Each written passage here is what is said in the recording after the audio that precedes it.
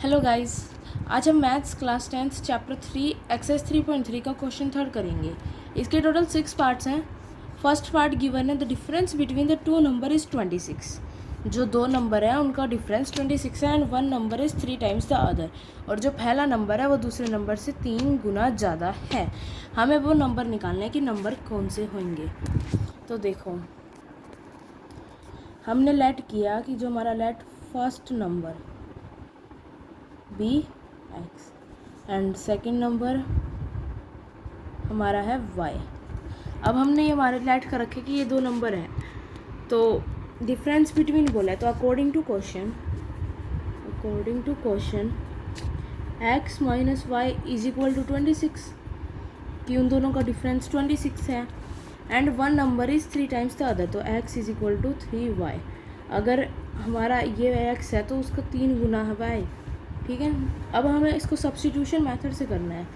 ये मेरी first equation, ये मेरी second equation.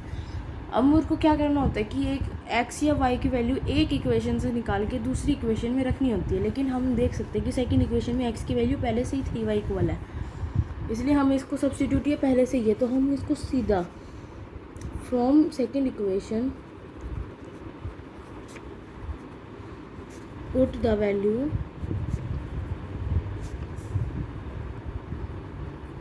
of x from x in equation first.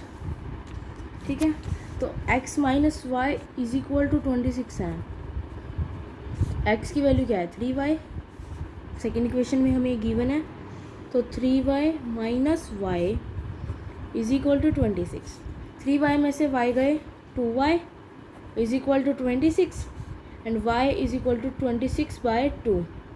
2 1 जा 2 and 2 3 जा 3, 2 3 जा 6, तो y की वैल्यू आ गई 13। ऐसे ही अगर हम हमारी x की वैल्यू निकालें, हमने y की वैल्यू तो निकाल दी, फाइंड करना था हमें, उन्हें फाइंड द हम क्वेश्चन में गिवन था।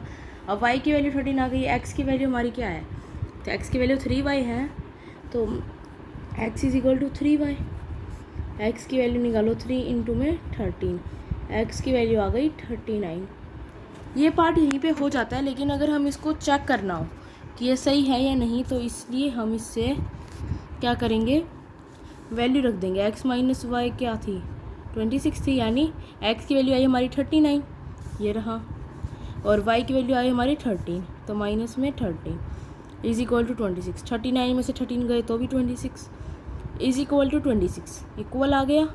LHS इक्वल है RHS के, यानी ये हमारा क्वेश्चन प्रूफ है कि हाँ x की y की वैल्यू 13 नहीं आएगी और x की वैल्यू 39 नहीं आएगी।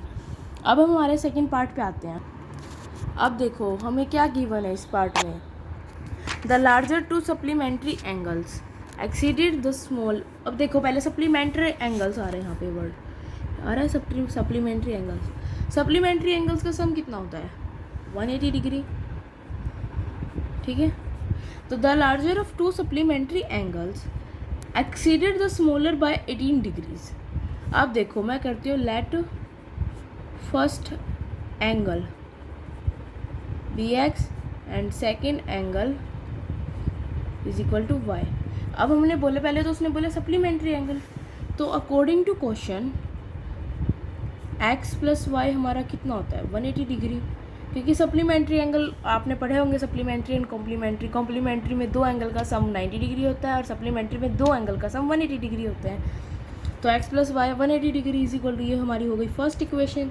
ऐसे ही लार्जर, जो अगर लगा लो कि x हमारा बड़ा है और y छोटा है, किसी ने लार्जर और स्मॉलर का है, तो the larger of two supplementary angle exceeded the smaller by 18 degrees, यानी कि जो लार्जर वाला एक्सीडेड मतलब ज़्यादा, जो लार्जर वाला एंगल है वो स्मॉलर एंगल से 18 डिग्री ज़्यादा है।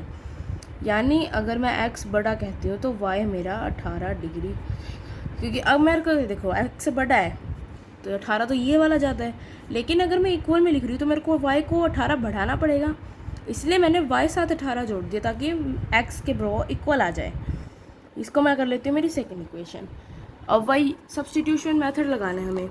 अब देखो इसमें पहले से सब्सटीट्यूट है, x की वैल्यू आई हुई है, तो हम क्या इक्वेशन लिखेंगे यहाँ पे, from equation 2 we can put the value of x in equation 1 by using substitution method.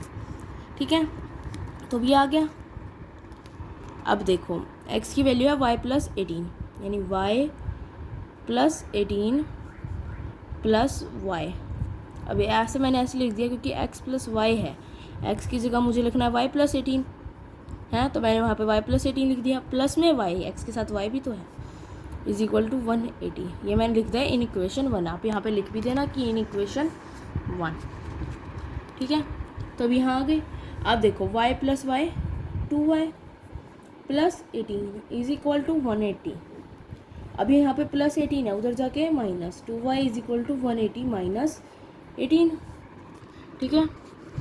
अब ये आ गया। अब देखो 2y का क्या आएगा, 180 में से 18 गए 162, ठीक है। अभी यहाँ पे 2 के साथ y 2 के साथ मल्टीप्लाई में है, तो 2 उधर जाके क्या हो जाएगा, डिवाइड। तो 162 बाय में 2, 2 8 से 69 1, तो y हमारा एंगल आ गया 81।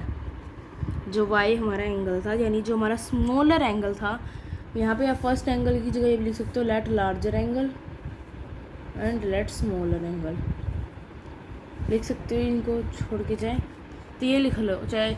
तो हमारा स्मॉलर एंगल क्या आ गया, y। ऐसे ही हमारा लार्जर एंगल है x। x की वैल्यू हमने कितनी देखी है यहाँ पे, y प्लस 18, ये y प्लस 18 है, y की वैल्यू हमारी कितनी आएंगे 81, तो x हमारा क्या हो जाएगा, x is equal to Y plus 18, ये हमने निकाला है। x की वैल्यू निकालने के लिए y की वैल्यू हमारी 81 है, तो 81 प्लस 18, तो x की वैल्यू आ गई 99, ठीक है। अगर हम इसको प्रूफ करना चाहें कि हमारी ये वैल्यू सही है या नहीं, तो हम यहाँ पे सीधा ही देख सकते हैं, क्योंकि इसने सप्लीमेंट्री एंगल बोले, यानी x प्लस वाई की वैल्यू होगी 180, तो यानी 18 1 प्लस 99 इज इक्वल टू 180। यहाँ तो 180 है, इनका सम करो, 9 1 10 0 1 गया, 9 और 8 17 और 1 18, तो 180 हो गया इक्वल 180 के। तो हाँ, ये हमारी वैल्यू ठीक है। ऐसे ही अब हम थर्ड पार्ट पर आते हैं। अब देखो थर्ड पार्ट में हमें क्या गिवन है, the coach of a cricket team. एक क्रिकेट टीम का जो कोच है वो 7 तो बैट्स खरीदता है, बाय 7 बैट्स एंड 6 बॉल खरीदता है, और उसको कितने रुपए पे करने पड़ते हैं, 3800। लेटर शी बाइज, जो कोच है वो बाद में 3 तो बैट लेता है और 5 बॉल्स लेता है फॉर रुपीज़ 1750। तो देखो शुरू में उसने 7 बैट और 6 बॉल ली, तो उसने 3800 रुपये पे किए, लेकिन जब बाद में उसने 3 बैट और लिए और 5 बॉल एक्स्ट्रा ली, तो उसने 1750 रुपये और दिए। Find the cost of each bat and each ball. तो हमें एक बैट की और एक बॉल की वैल्यू निकालनी है कि एक बैट और एक बैट और एक बॉल की कितने रुपीज़ की वैल्यू है। तो देखो अगर मैं लेट करूँ, let the cost of a bat यानी सिंगल बैट की वैल्यू x, ऐसे ही the cost of a ball, ये हो जाएगी y, रुपीज़ लगाना मत भूलना क्योंकि ये रुपीज़ में है, ठीक है। तो ये है। अब उसने बोला कि 7 बैट, अगर देखो मेरे पास मैं चॉकलेट लेती हूँ, मेरे पास 5 रुपये की एक चॉकलेट है और मैं उसको 10 लेती हूँ, तो मैं उसको मल्टीप्लाई करूँगी, यानी मैं 50 रुपीज़ ही दूँगी। मेरे पास 5 रुपये की एक चॉकलेट है और मैंने 10 खरीदी, तो मैं उसको 50 रुपये दूँगी दुकानदार को। ऐसे ही अगर देखो मेरे पास एक बैट की कॉस्ट तो है x, तो मैं 7 बैट की कितनी दूँगी, 7x, क्योंकि मैं 7 को x से मल्टीप्लाई करूँगी तभी तो मेरी उसकी कॉस्ट आएगी। ऐसे ही 6 बॉल यानी 6y, क्योंकि बॉल के रुपीज़ कितने हैं y, टोटल कितने हैं 3800। ऐसे ही लेटर शी बाइज 3 बैट की कॉस्ट कितनी हो जाएगी 3x एंड 5 बॉल्स की 5y इज इक्वल टू कितने रुपए पे किए उसने 1750। अब देखो हमें उसने क्वेश्चन में पहले ही कहा था कि सब्स्टिट्यूशन मेथड से करना है, तो अब मैं इसको सब्स्टिट्यूट करूँगी। पहले 2 इक्वेशन में मेरे पास सब्स्टिट्यूट हुई आई थी, लेकिन अब इसमें मेरे को सब्स्टिट्यूट करना पड़ेगा, इसलिए आप कोई भी वैल्यू ले लीजिए। अगर हम होप करो मैं सेकंड वैल्यू ले रही हूँ और सेकंड में मैं y की वैल्यू निकालती हूँ, तो देखो 5y is equal to 1750 using substitution method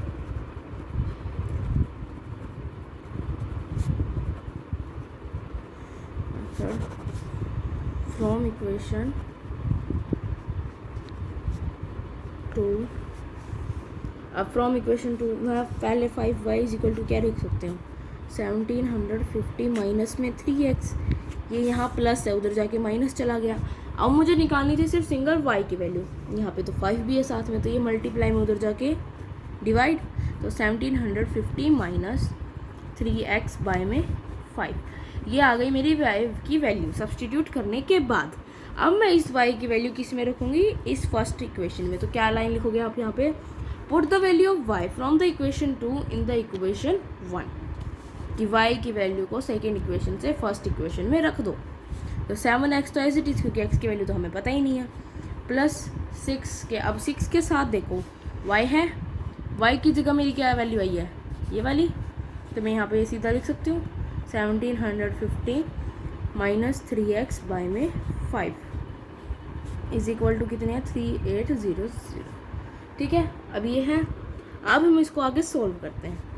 तो 7x इज प्लस में, अब देखो 1750 को 6 से मल्टीप्लाई करना है, 6 0 जा 0, 6 5 जा 30 का 0 3 गया, 6 7 जा 42 और 3 कैरी था हमारा, तो 45, 5 4 गया, 6 1 जा 6 एंड 6 और 4 10, 10,500 माइनस 6 3 जा 18x, और इसके साथ 5 है, 7x के साथ 5 नहीं, लेकिन ये 5 है, तो 5 तो इसके साथ आएगा।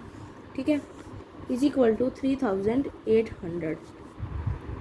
अब देखो मेरे को इसको इक्वेट करने के लिए मेरे को इनका एलसीएम लेना पड़ेगा, तभी तो मैं 7x और 18x को सोल्व कर पाऊँगी। उसके साथ तो 5 है, इसके साथ 1 है, तो मैं इसको एलसीएम ले लेती, तो 5 एलसीएम आएगा, क्योंकि 5 और 1 का एलसीएम 5 होता है। 7 5 ज़ा 35, यानी 35x प्लस 10,500 minus 18x is equal to 3800। देखो यहाँ पे 1 था, 1 को मैंने 5 से मल्टीप्लाई किया, तो ऊपर वाले को भी मैं 5 से मल्टीप्लाई करूँगी, तो 5 से मल्टीप्लाई किया 35x।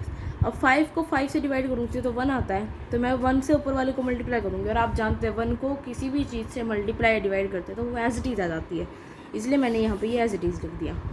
अब देखो 35x में से 18x गए, 35 में से 18 गए, 15 में से 8 गए 7, एंड यहाँ पे 1 17, यानी 17 तो x है मेरे पास, प्लस 10,500।